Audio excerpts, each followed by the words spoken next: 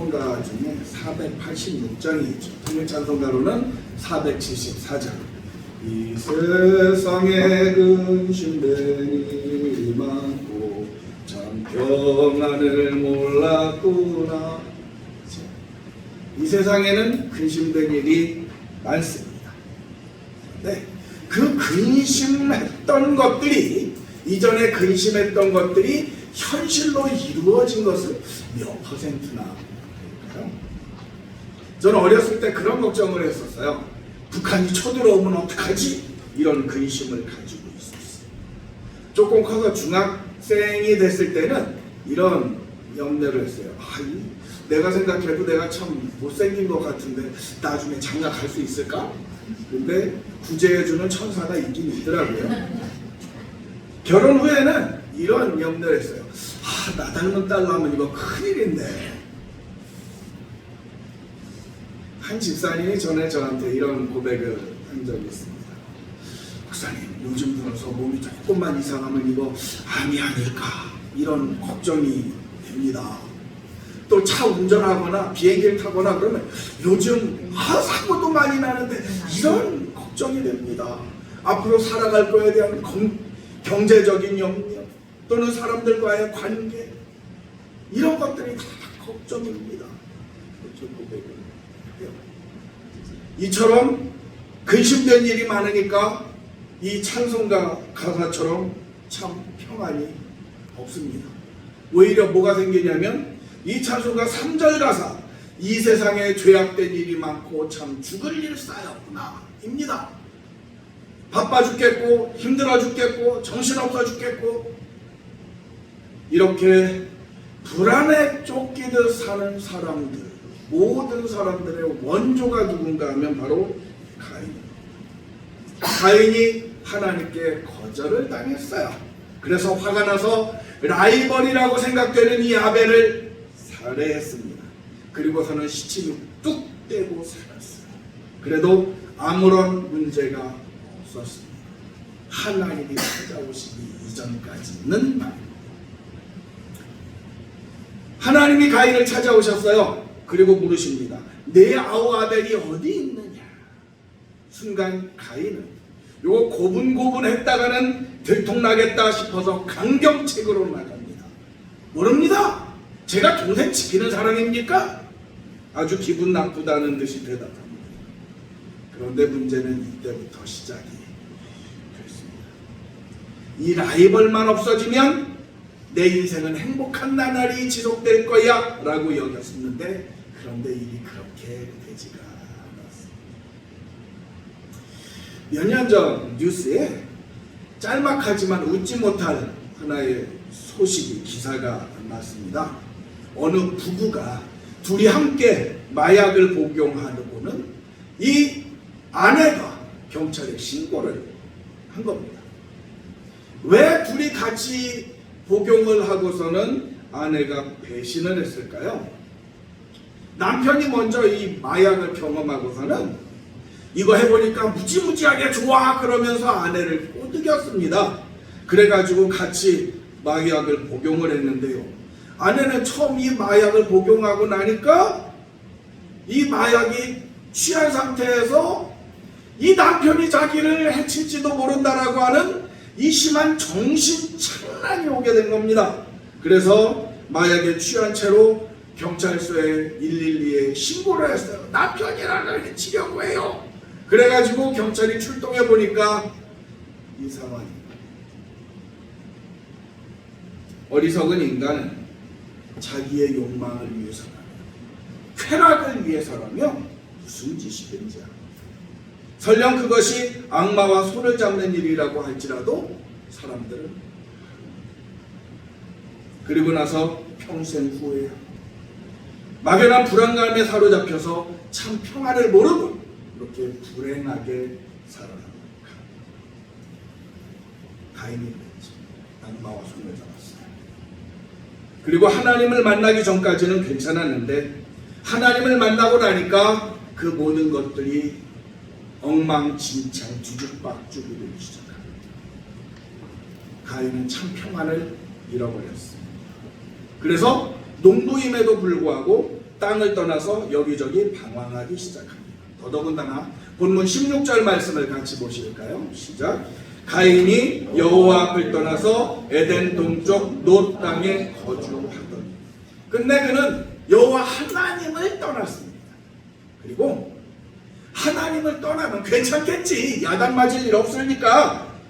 그래서 놋 땅으로 갔습니다만 그 놋 땅에서도 그는 평안한 생활을 누리지를 못했습니다.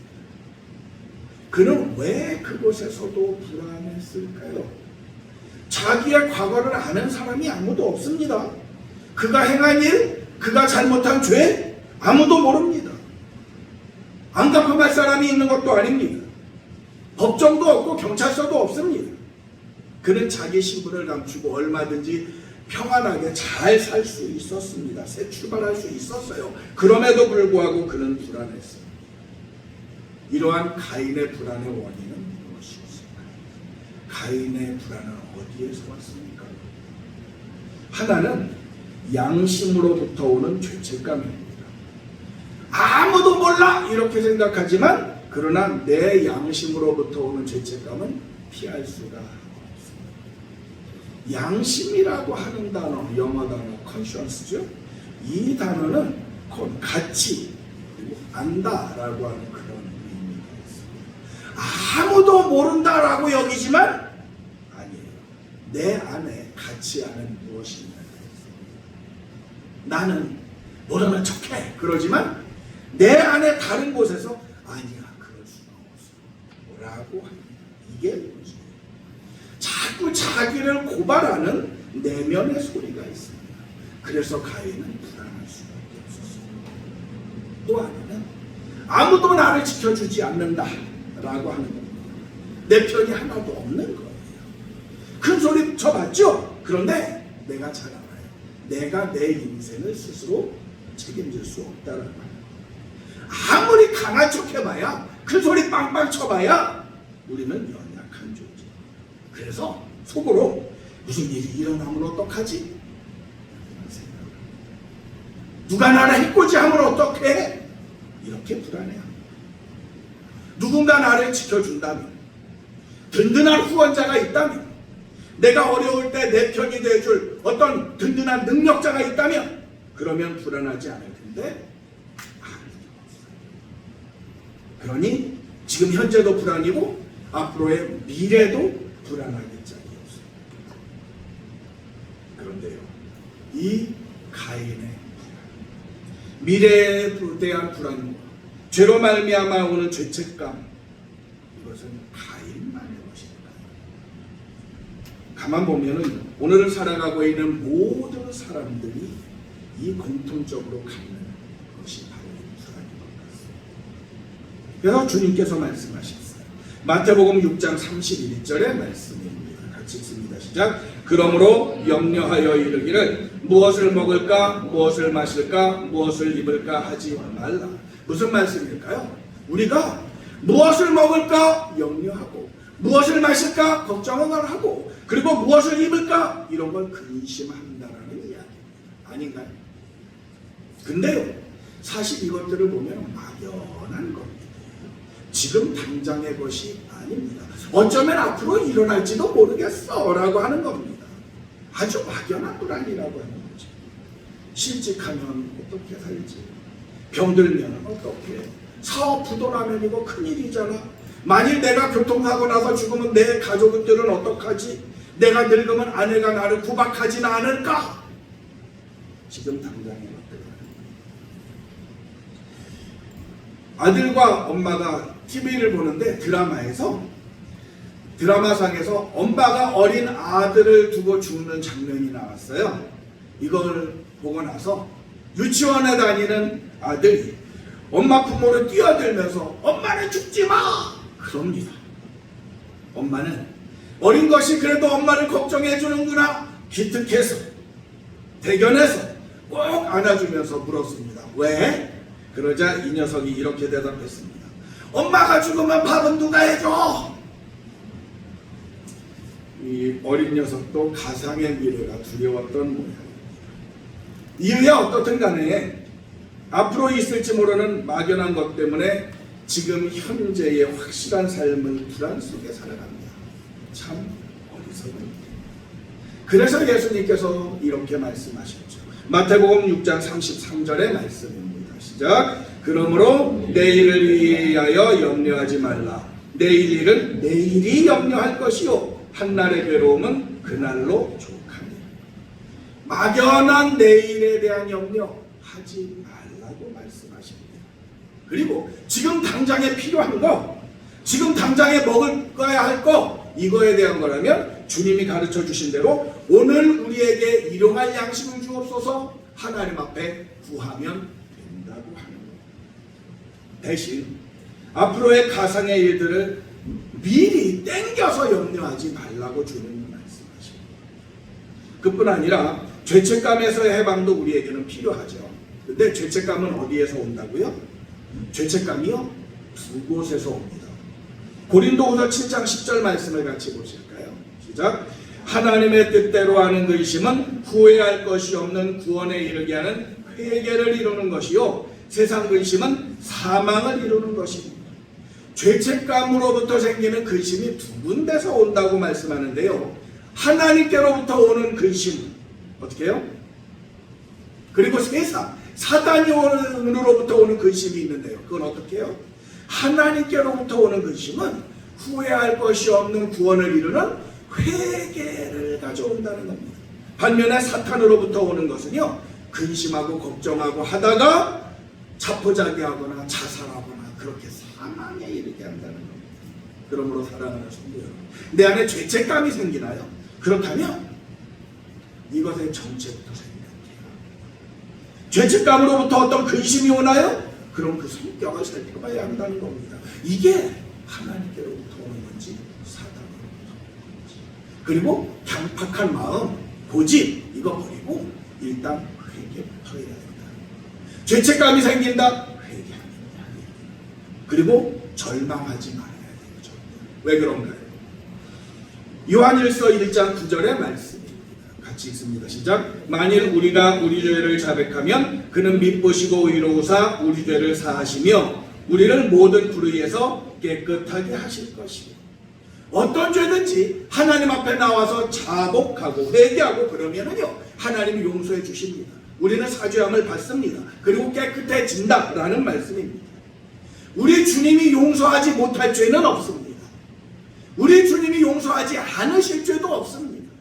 그러므로 로마서 8장에 이렇게 말씀하죠. 로마서 8장 1절과 2절 말씀입니다. 시작. 그러므로 이제 그리스도 예수 안에 있는 자에게는 결코 정죄함이 없나니 이는 그리스도 예수 안에 있는 생명의 성령의 법이 죄와 사망의 법에서 너를 해방하였습니다. 죄를 안고 있으면 평강은 없습니다. 죄가 있으면 불안이 있습니다. 죄책감이 자꾸 나 자신을 억누릅니다. 그러나 그리스도 예수님 안에 거합니다. 그 사람은 죄책감에서 벗어날 수 있습니다. 그래서 진정한 평안을 누리게 됩니다. 사도행전 3장 19절의 말씀입니다. 시작. 그러므로 너희가 회개하고 돌이켜 너희 죄 없이함을 받으라. 이같이 하면 육회하게 되는 날이 주 앞으로부터 이를 것이요. 가인의 불안은 앞날에 대한 막연한 불안감이었습니다. 그리고 해결되지 못한 죄로 말미암는 본성적 불안이었습니다. 그리고 그 이후로 모든 인류에게는 이 불안감이 있습니다. 왜요? 죄가 유전, 죄성이 유전. 죄 속에서 태어나서 죄 가운데 살거든요. 그리스도인인 우리는 어떤가요? 예수님을 주로 고백하고 영접한 사람에게는 예수님의 그 십자가의 대속의 은혜가 실제로 적용이 돼요. 그래서 이제는 죄인이 아닌 의로운 하나님의 자녀가 됩니다. 그래서 죄에서 자유함을 얻게 되고 죄로 말미암는 불안에서 벗어날 수 있게 된다는 것. 또 한 가지, 그리스도인들도요 사실은 다른 사람들과 마찬가지로 미래에 대해서 모릅니다. 성령이 아무리 충만한 사람이라 할지라도 앞날에 대해서는 예측할 수가 없습니다. 그럼에도 불구하고 우리가 찬양하고 노래할 수 있는 이유는 무엇입니까? 사망의 음침한 골짜기라도 태연히 갈 수 있는 이유는 무엇인가요? 나는 잘 모르지만 그러나 분명한 것은 지금 여기에서도 하나님께서 그 당신의 지팡이와 막대기로 나를 안위하신다. 그 사실을 믿기 때문에 알아서가 아니에요. 하나님을 믿기 때문이죠. 어린 아이들이요, 아무리 위험한 곳이라 할지라도 부모가 같이 있으면 그는 불안해하지 않습니다. 그러나 아무리 안전한 곳이라 할지라도요, 부모가 없으면 불안해합니다. 부모가 연약한 인간임에도 그렇습니다. 그런데요, 우리의 보호자 되는 하나님은 어떤 분이실까요? 그분은 참으시죠. 그분은 전능하신 분이십니다. 우리에게 레이더처럼 먼 앞날을 내다볼 수 있는 그런 쪽집게 같은 능력이 있어서가 아닙니다. 우리에게는 전능하신 주님의 약속, 언약이 있기 때문에 우리는 안심하는 겁니다. 어떤 언약인가요? 마태복음 28장 20절 하반절의 말씀을 보겠습니다. 시작. 내가 세상 끝날까지 너희와 항상 함께 있으리라. 믿으시나요? 그런데 가인은 이런 보호를 받지 못했어요. 하나님을 떠나니까. 그래서 가인의 세상은 하나님께 버림받은 곳이 됐습니다. 그리고 하나님이 안 계신, 하나님께 버림받은 세상은 괴상한 곳이 되고 어둠의 장소가 됐습니다. 그래서 가인은 끝없이 불안하고 도망쳐야 됐습니다. 자기의 삶의 모든 것이 자기를 위협하고 위해하는 것 같이 느껴졌습니다. 그래서 가인은 세상을 향해서 성난 얼굴로 돌아보면서 혹시 이놈이, 아니 저놈이 나를, 이렇게 의심과 불안 속에서 피곤하게 살아가는 하나님 안에서 평안을 누리시기 바랍니다. 그분에 대한 믿음 안에서 평안을 누리시기 바랍니다. 예수님으로 인한 사주의 은혜로 말미암아 평안을 누리시고 하나님의 언약, 전능하신 하나님, 나를 위해서 당신의 외아들까지도 내어주시는 사랑의 하나님을 믿는 믿음으로 평안을 누리시기 바랍니다. 앞날에 대해서 모른다고 가인이 불안해하지 마십시오. 괜히 가상의 불안을 만들어내지 마십시오. 앞날에 대한 건 하나님께 맡기고 지금 나는 이곳에서 하나님이 주신 일을 성실하게 하면서 그렇게 하나님이 주시는 평강 속에 사시기 바랍니다. 하나님을 믿는 것, 하나님께 자신의 삶을 다 드렸다면 그분을 신뢰하시기 바랍니다. 처음 서두에 이야기한 찬송가 486장, 이 세상에 근심된 일이 많고 참 평안을 몰랐구나. 그 뒤 가사가 어떻게 되지? 자막 띄워주시오. 내 주 예수 나로라 부르시니 곧 평안이 주리로다. 같이 찬양합시다. 주 예수의 구원의 은혜로다. 참 기쁘고 즐겁구나. 그 은혜를 영원히 누리겠네. 참 평안이 쉬리로다.